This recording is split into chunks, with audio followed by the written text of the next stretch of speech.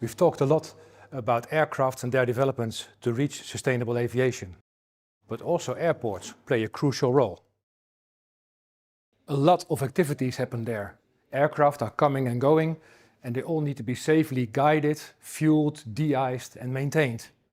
This requires a lot of energy and creates noise and emissions. So, when it comes to sustainable aviation, airports play a really important role. Daan van Dijk and Ahmad Bakar from Rotterdam De Hague Airport share with us the innovations and activities that take place at their airport.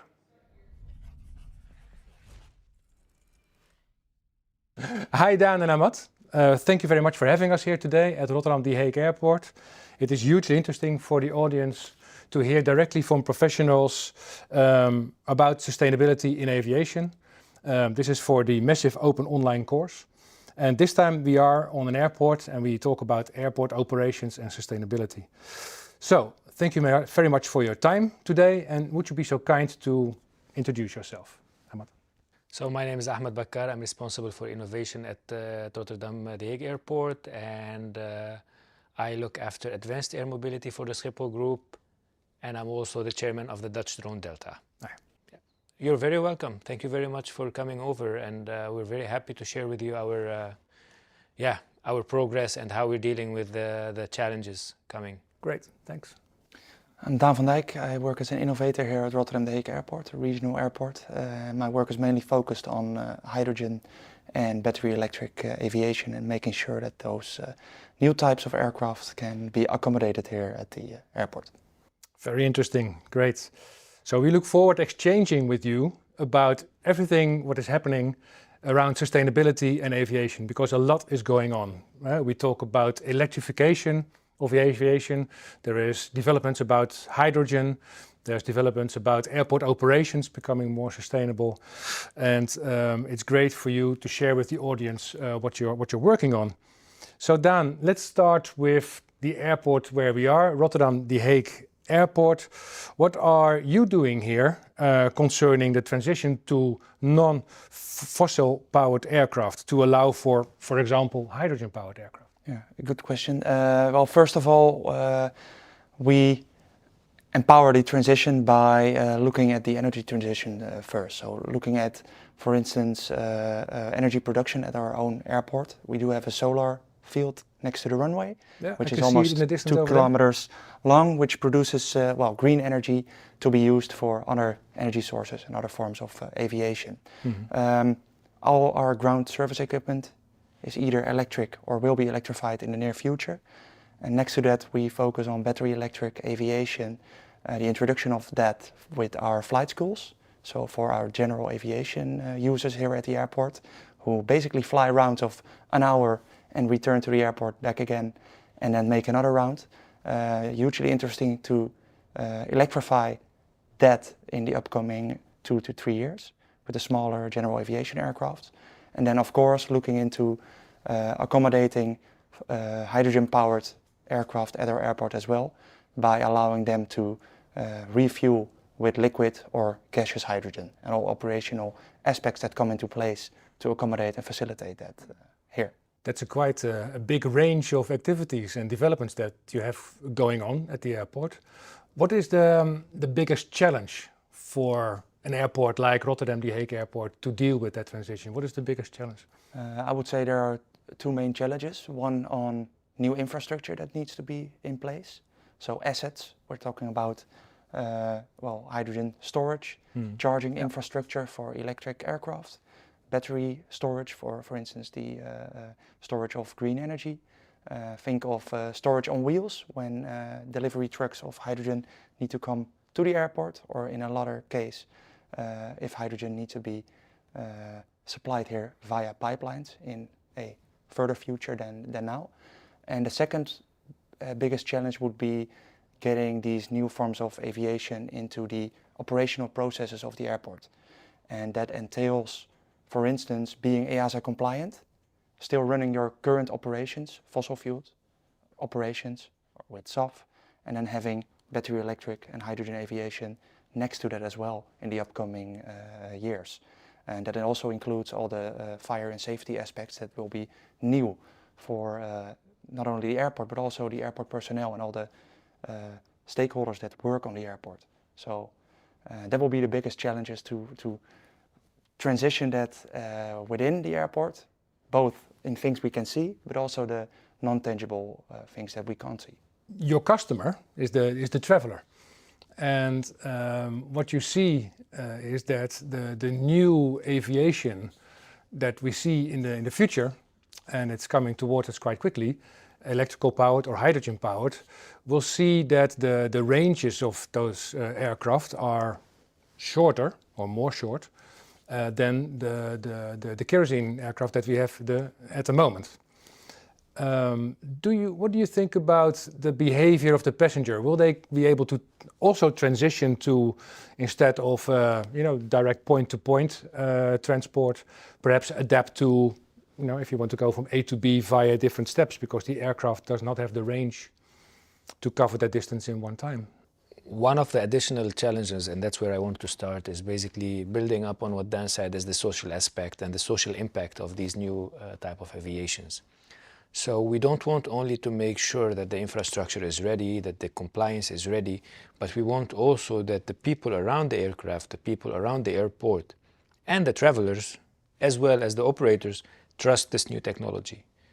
And that's something that is actually work in progress. So people will always say, what if I'm actually at 6,000 feet and then I have battery low on my aircraft? Or they could ask, what if the hydrogen explode or leak? Same goes for emergency response workers, same goes for operators. So we have to manage all these uncertainties and we have to work on them. Now this is a bit the first part of the questions and then moving on to the next one is basically, and that's the main one, the forms of aviation. For us as an airport, as a regional small airport, because there is a difference between a hub airport and a smaller airport eventually, our goal is to be ready for any client or any customer who wants to come here and fly electric or hydrogen. And it could be short haul, it could be around in the region, or it could be somewhere else. And the way we see it at the moment is that shorter distances will be flown electric. Eventually, if you look into, let's say, general aviation, which is basically a booming sector here at Rotterdam The Hague Airport, 80% of the general aviation worldwide is below 500 kilometers. And that means that we have potential for electric flights to take and cover this gap and decarbonize this particular part of general aviation. If we look into business models other than this particular one, we look into basically the point-to-point. So you see that there are carriers, electric carriers, that are unable to fly for long distances. And what they say is, we want to change the business model. So then they fly from Rotterdam, for instance, for an airport nearby, let's say Hamburg or Brussels. And then from Brussels, they hop to another, or they jump to another airport, they charge again, and then they keep going. And this is a model. If you go and talk to Schiphol, which is a hub, about this particular model, what they will say is, that doesn't work really for Schiphol at the moment, because we focus on volumes of passengers and we focus on basically distributing these passengers. So having this point or stop situation is actually more challenging for hubs than for regional airports, mainly because of the capacity. When we talk about the ecosystem of an airport, we talk about passengers, we talk about airlines, but also there's the local neighbors of an airport. And when we talk about sustainability of aviation, we mostly tend to focus on emissions. However, there's also something like noise created by aircraft that has quite a big impact on your local neighbors living here near Rotterdam The Hague Airport. Are there any specific measures the airport takes to deal with noise? Yes, definitely. First of all, the neighbors, and especially of a regional airport, are the most important stakeholders of the airport itself. So being in a conversation with them constantly is very important. One of the aspects that can lead to lower noise emissions at the airport is a price differentiation of a certain aircraft type. So a lower airport tariff, for instance, for the NEO aircraft that are more silent and less noise, there's less noise emission than the current fleet of aircraft that we have at our airport. One of the other aspects that we have in place is a different departure procedure for aircraft here at the airport, together with established with the air traffic control, in order to reroute the aircraft outside of urban and dense populated areas, so that the noise emission would be lower on those specific spots. Next to that, we're looking into a continuous descent approach, so a steeper approach towards the airport to see whether the noise emission would be lower for that. And the latest one, a project together with, for instance, the TU Delft, which is called NEEDED, a EU-funded project, which eventually leads to better noise prediction models for European aviation. So really seeing what the specific aspect of a certain flap setting, a certain bank helling or airspeed has on noise production in the neighborhood. And we therefore use our noise measurement sensors that are placed around the airport. And the Technical University will eventually assess those data with real-time flight data of Transavia aircraft. So you have regular interactions with your neighbors, local neighbors, to talk about what is happening on the airport, what developments are there, and where you actually are going as an airport. Definitely. Yeah. Interesting. What we've talked about covers many things. We've covered electrical aircraft, we've covered hydrogen as a fuel, and that, from an airport point of view, asks a lot with respect to your infrastructure and how to deal with all that. And next to your neighbors, you're also, of course, part of a bigger ecosystem with, for example, government, local government and national government, that you have to work with to get all that in place.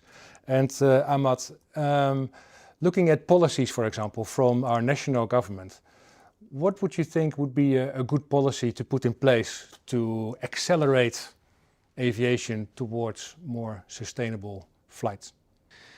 Policies are basically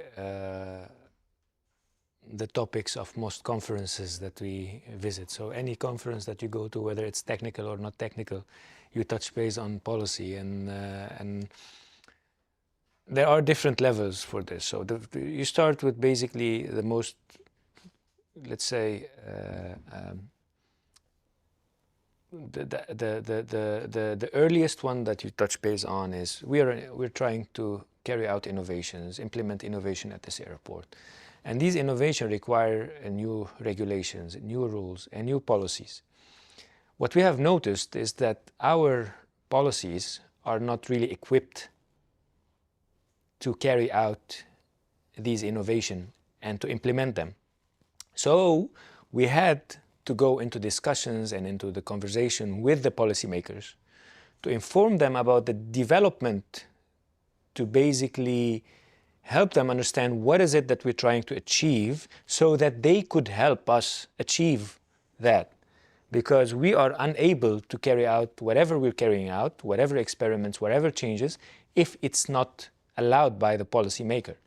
And therefore, from an experimentation perspective, we're engaging with them on the policies, but we're also engaging around the future policies when it comes to noise, or whether it comes to decarbonizing aviation and looking into new aviation thrust energy systems, like, let's say, hydrogen of electric or electric.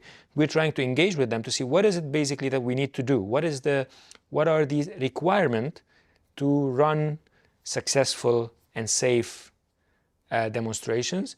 And we're also bit working ahead towards what does it mean in the future. So to give you a simple example, at the moment, if you buy a ticket from Rotterdam to London, it will cost you one way 70 euros, 80 euros with the current fuel prices. If you buy this particular ticket and you pay for hydrogen flight, it will cost you 300 something euros. And therefore the policy we're looking at, how are you going to work as government and introduce policies, not only on national level, but also on EU and international level, in order to actually close this gap between the prices. Add into that taxes, add into that other type of regulations, and so on. Yeah, that's something that you have to really think about as a government or a policy-making body, to see what you can put in place locally, here, for example, at Rotterdam The Hague Airport, but also for more international focused airports such as Schiphol Airport, but also all through Europe. What to do with, for example, prices of fuel and how you put in place these measures.